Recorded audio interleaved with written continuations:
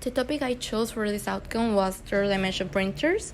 A lot of people think that they are only used for crafting and stuff like that, but they have become way more important than we think and have a lot of uses. So, what is third-dimension printing?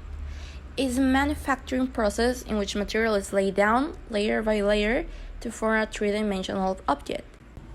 Its invention is a bit difficult to define as there are different techniques and each one of them was invented by different people, but the most famous inventor of stereolithography was Charles W. Hall in the mid-1980s.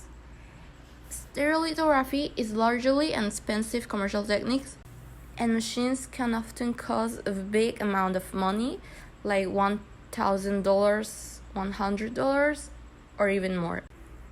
The first third-dimension printers that came to market were made in the mid-90s by a company named Stratasys with the help of IBM. Here we have different types of printing. The first one, as I mentioned before, was stereolithography, which is a UV laser shining into a bath of ultraviolet sensitive photopolymer, tracing the object to be created on its surface. The second type of printing is multi-jet printing. This is an inkjet-like third-dimension printing system that sprays a color glue light binder onto successive layers of powder where the object is to be formed. The third one is digital light projector, and this is also one of the most famous and common types of third-dimensional printing. This method exposes a liquid polymer to light form a digital light processing projector. And the last one will be selective laser sintering. This uses a high-power laser to fuse particles of plastic, metal, ceramic, or glass.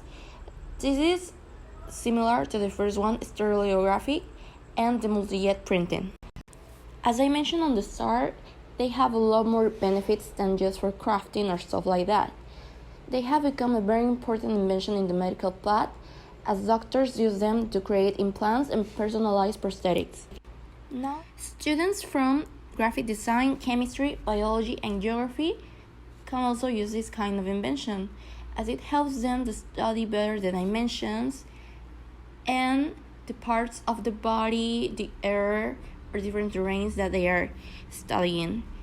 Third dimension print food. This could sound weird to some people as they may not believe this, but it is actually possible to print food. As long as the ingredients can be made pure, it can be printed.